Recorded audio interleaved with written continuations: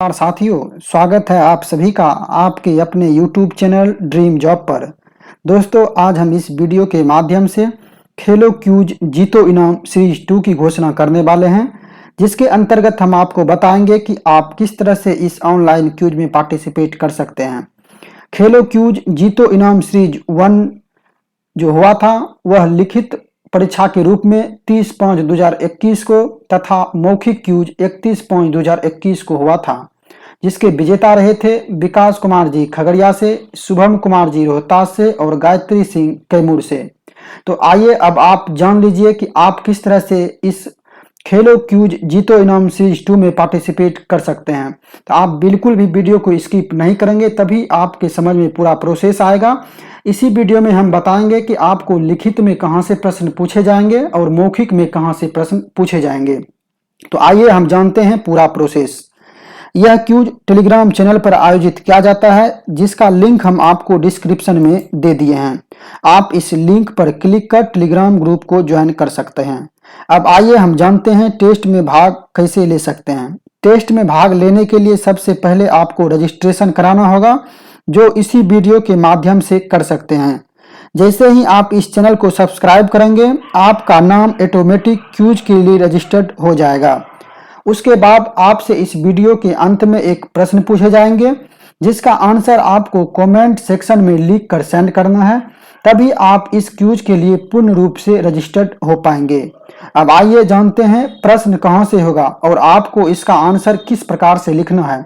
जो एक बार इस क्यूज में भाग ले चुके हैं उन्हें सारी जानकारी प्राप्त हो गई होगी। जो नए हैं और इस क्यूज में भाग लेना चाहते हैं तो आप पूर्ण रूप से इसको समझ लीजिए।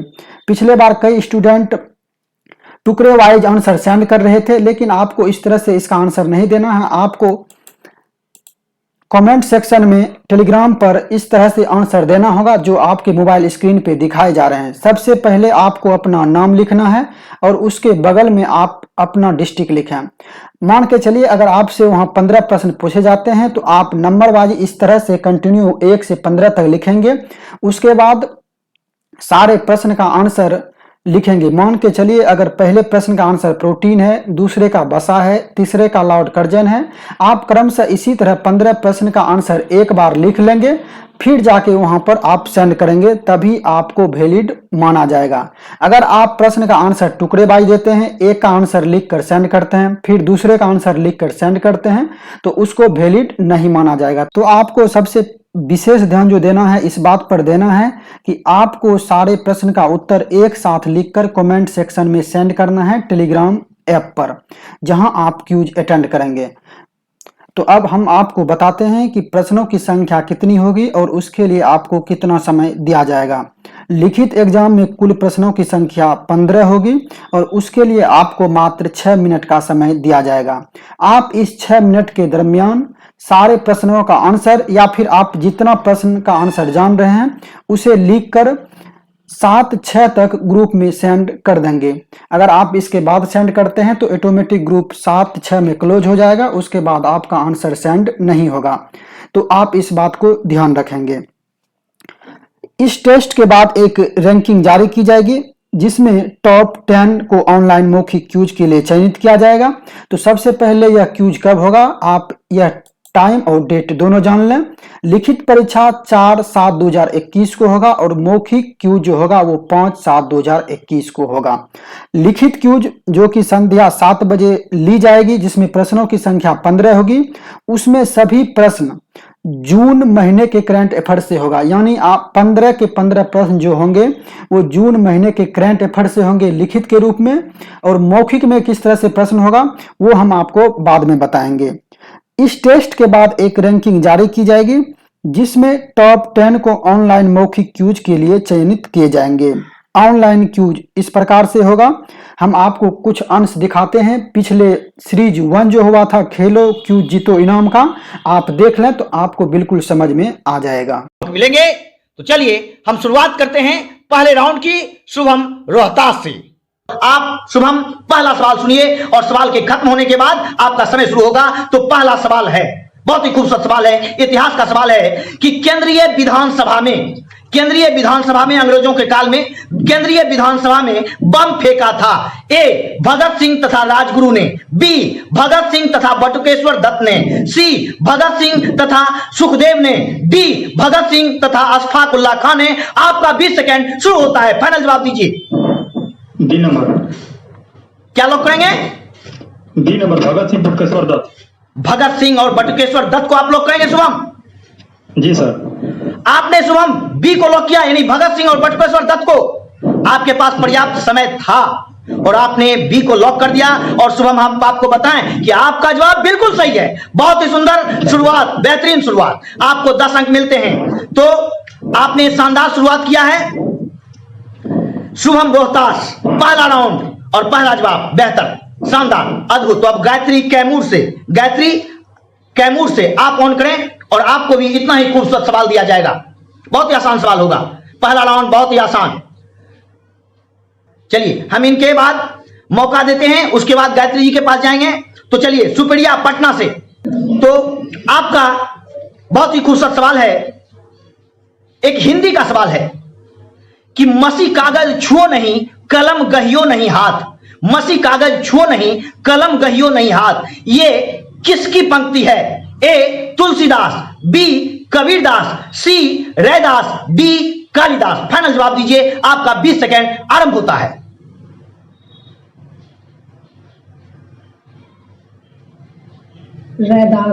रैदास को लॉक करेंगे फाइनली?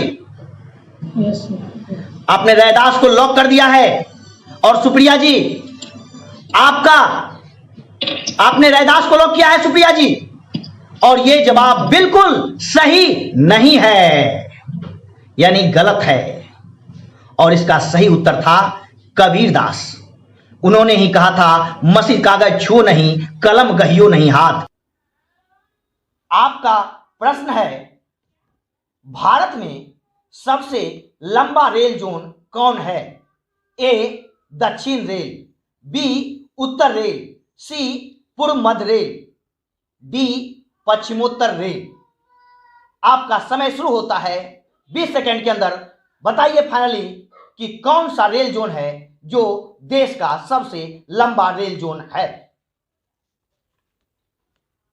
रेल को आप लॉक करेंगे? Yes sir. आपने मध्य रेल को लॉक किया है, यानी यहां ऑप्शन है पूर्व मध्य रेल, सी, तो इसको लॉक करेंगे? Yes sir. आपने पूर्व मध्य रेल को लॉक किया है। और अनवी जी, आपका यह जवाब गलत है। सही जवाब है उत्तर रेल। रेल जितने भी जोन हैं उनमें सबसे लंबा जोन है उत्तर रेल का, इसलिए आपको भी इस राउंड में 0 अंक मिलता है। लेकिन आप इंतजार करें अगले राउंड का। तो हम अगले प्रतिभागी के पास चलते हैं, होमा तस्लीम भागलपुर से। आप ऑन कीजिए, होमा तस्लीम भागलपुर से। जी सर। और आपके लिए भी एक बहुत ही आसान सवाल होगा। जी। बहुत ही आसान सवाल है, और सवाल के खत्म होने के बाद आपको 4 ऑप्शन मिलेंगे और उसके बाद आपका समय शुरू हो जाएगा। तो आपका सवाल शुरू होता है, गंगा सागर परियोजना किस नदी पर है? ए गंगा, बी नर्मदा, सी गंडक, डी चंबल। फाइनल जवाब दीजिए, आपका समय शुरू होता है। सी गंडक फाइनली? Yes sir. और आपने गंडक को लॉक किया है। और होमा, आपको हम बताएं कि आपका यह जवाब बिल्कुल सही नहीं है, गलत है। और इसका सही जवाब था चंबल। चंबल नदी पर है गंगा सागर परियोजना। आपने यहां गलत किया और आपको 0 अंक मिलते हैं। मणिकांत जी, आप समझ गए होंगे कि एक बेहतरीन सवाल आपसे भी होगा जिसके 4 ऑप्शन दिए जाएंगे, और इस 4 ऑप्शन में सही ऑप्शन को आप चुन लेंगे तो आपको मिलेगा 10 अंक, और अगर आप गलत ऑप्शन को चुनेंगे तो आपको 0 अंक मिलेंगे। तो चलिए, आपका सवाल इतिहास विषय से है और बहुत ही खूबसूरत सवाल है।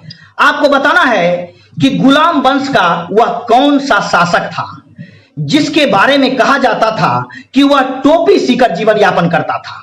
Option A Nasiruddin, option B Balban, option C Moinuddin Bahram Shah, option D Alauddin Masud Shah. आप फाइनल जवाब दीजिए, आपका समय शुरू होता है।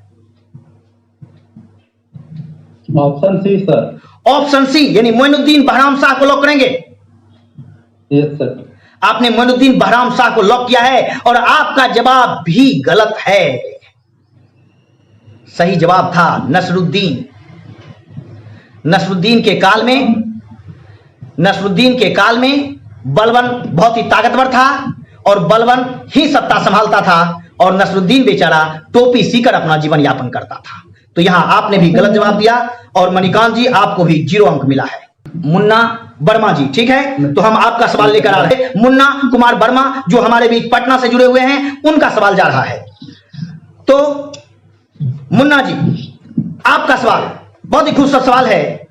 आपको बताना है मुन्ना जी कि जौनपुर में स्वतंत्र रूप से सत्ता स्थापित करने वाले कौन से शासक मूल रूप से एक हिजड़ा थे, यानी थर्ड जेंडर थे? A Jauna Khan, B Malik Kafur, C Malik Sarwar, D Mallu Iqbal. Final जवाब दीजिए, 20 सेकंड शुरू होता है। Sir B number Malik Kapoor. Malik Kapoor को लॉक करेंगे फाइनली? और आपने मलिक कपूर को लॉक किया जो 100% गलत है। सही जवाब था, थोड़ा सा अंतर था, मलिक सरवर। हमने कहा था थर्ड जेंडर की बात। मलिक सरवर थर्ड जेंडर था जिसने जौनपुर में एक स्वतंत्र राज्य की स्थापना किया था और आपको भी यहां पर मिला है 0 अंक मुन्ना वर्मा जी। थोड़ा सा मलिक कपूर। हाँ, मलिक कपूर, बहुत लोग इस पर कंफ्यूजन पैदा होती है, तो कोई बात नहीं, जीवन में आगे बढ़ना है और बहुत कुछ हासिल करना है। अगला राउंड आपका इंतजार कर रहा है, चिंता नहीं करें। तो अब गायत्री जी, आपसे एक पॉलिटिकल साइंस का सवाल है, ठीक है? आपसे एक पॉलिटिकल साइंस का सवाल है, बहुत गौर से सुनिएगा तब आप इस सवाल को समझिएगा। 1969 यानी 1969 में, उम्मीद करते हैं आप वीडियो देखकर सारा प्रोसेस समझ गए होंगे।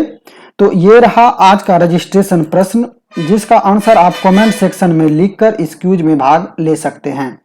प्रश्न है, कौन से भारतीय मूल के व्यक्ति 2021 के संयुक्त राष्ट्र जलवायु शिखर सम्मेलन की अध्यक्षता करेंगे?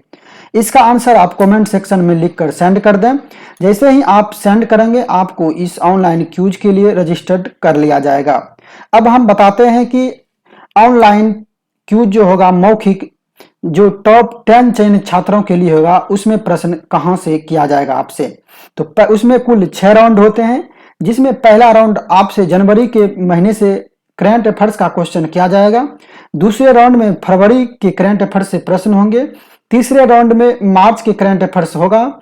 चौथे राउंड में अप्रैल का करंट अफेयर्स होगा और 5वें राउंड में मई के करंट अफेयर्स से संबंधित प्रश्न पूछा जाएगा और छठे राउंड में आपसे जून का करंट अफेयर्स पूछा जाएगा।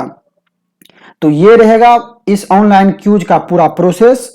तो उम्मीद करते हैं अब आप लोग इस ऑनलाइन क्विज को पूरी तरह से समझ चुके होंगे। तो मिलते हैं किसी नेक्स्ट वीडियो में।